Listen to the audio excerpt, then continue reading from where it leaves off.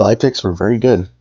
Alan Wake Remastered was a hell of a game, and Endling was an emotional journey in a dying landscape.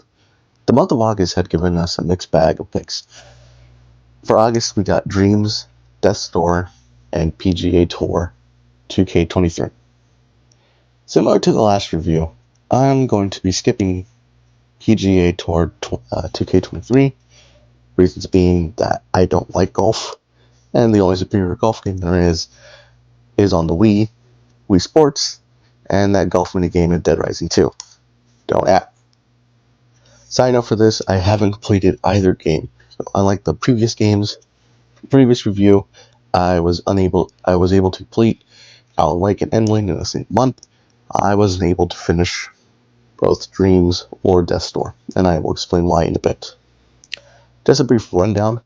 If you haven't seen my last review for the July picks, I review the games that the PlayStation lets you play for free and keep in your library as long as you have your subscription active. This month's is Death's Door, Dreams, and PGA Tour 2K23. For this review, we are going over the first two games as stated previously. So, let's begin. Starting with Death's Door, it's a 3D isometric game about a raven who reaps souls for a living. While on the job to collect a really big soul, a bigger raven steals the soul from you, and now it's your job to take back the soul from the thief. The gameplay is sort of like a mix of a beat-em-up game and a Dark Souls game, says the guy who has never played a Dark Souls game. You also have a bow that shoots magic at enemies. With 4 shots, you can easily replenish your magic by landing hits with your sword. You can pick up health seeds to plant around the map to replenish your health. You can traverse different areas through doors you discovered over the course of playing, and you can revisit them should you choose to. In your main office, you can upgrade your skills with the souls that you collect from defeating enemies or collecting soul orbs around the map. These upgrades can make you faster, stronger, or even more accurate with your ranged magic attack. Enemies are standard for the world, if that makes sense.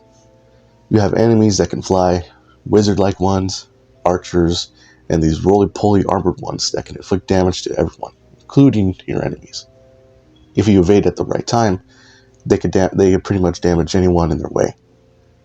Boss enemies are pretty fun, but because I haven't finished the game, I can only imagine what the other bosses may be. Once you learn enemy movement patterns, defeating them can be a breeze, or you can even anticipate their next move. For this review, I ultimately left the game unfinished, so there's one part of the game still in the beginning after you meet their thief, and he explains his mission, when the prompt for opening the gate said for me to light my weapon, and my smooth brain didn't think hard enough to use the pit of fire and my arrow to light the torch next to it. That was until I looked up a guide. So after looking up the guide, I soon saw the new picks for September came in, and here I am. But nonetheless, my inability to complete the game doesn't tamper with my scoring of this game. It's actually quite a fun game. Combat is fluid and very entertaining.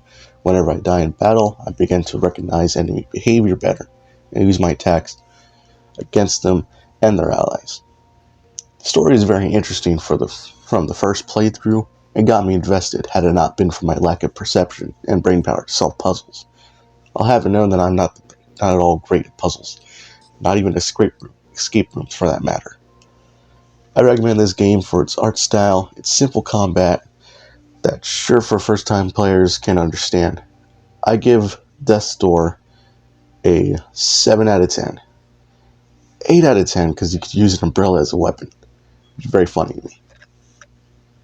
End of part 1. Intermission.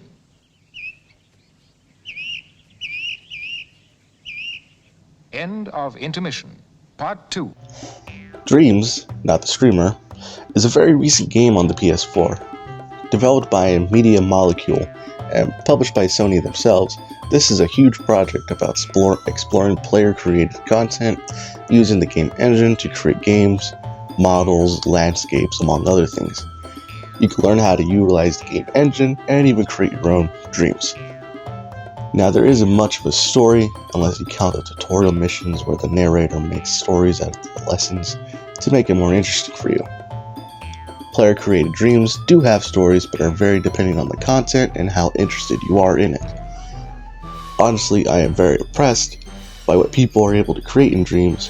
For example, there's a T-Rex from the Lost World Jurassic Park model used in a dream called the San Diego Incident. It's created by Nuition. I believe that's how you pronounce it, but instead I will link their video in the description and up here. There's a lot of people that make dreams with an original story, a quick game to play, oftentimes recreating levels and worlds from other games. Knowing that this game was released in 2020, I began to see the amount of memes that spawned from that time that had their own levels, which really didn't age all that well and became a product of their own time. But if you keep ignoring the odd meme levels, you'll get some pretty good original levels or fantastically detailed assets. Honestly, if you get around the motion controls from the controller and the weird fuzzy cursor called an imp, you could really find some really cool or fun levels to play. I can't really say what kind of genre this game is. It's a mixed bag of art and talent, in my honest opinion. There's horror, comedy, action, and everything in between. There's something for everyone in dreams. If you do start your journey there, I recommend these works by these dream makers. For that reason, I give this game an 8 out of 10. It's not the most perfect game, but the dreamers showing their creativity and their artistic talent shines the most here. It's like a console version of Source Filmmaker, which if you don't know is the program that allows players to use assets from Valve games, such as Left 4 Dead, Half-Life, Counter-Strike, to make their own creations, which did give me that vibe here. So I'm staying at an 8 out of 10, which is pretty good. But there are a lot of creators on there. If you do start there, like I said, support the ones that I've showed you.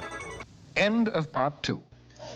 Now, to be honest, the choices for August to me fell a little short compared to what we had the previous months. Often, when playing, I found myself a little uninterested after an hour or so if I get stuck in a level or I just don't know what to do. I don't blame the choices, but I rather blame myself. So, do not take my uninterest as a bad thing, rather something that's myself. However, I am looking forward to September's picks. Those include Saints Row, the 2022 reboot, Black Desert, and Generation Zero, which I am currently playing and recording as I speak.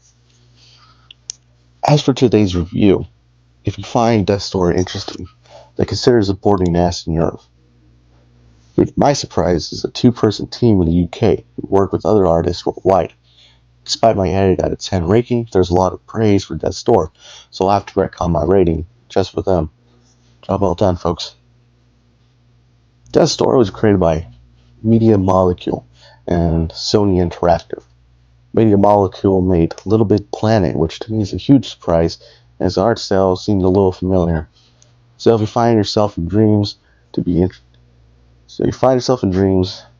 and you're interested supporting its creators, you can support them by liking and following their content. Trust me, there are a lot of people on there that make some pretty cool stuff. This has been my August review. September's review is coming up shortly. And right now I'm at the end of the month, where I'm starting to see October's reviews kind of early, which I'm more excited for. But September's reviews going to become first, and that'll be it. Thank you. Enjoy the rest of the video.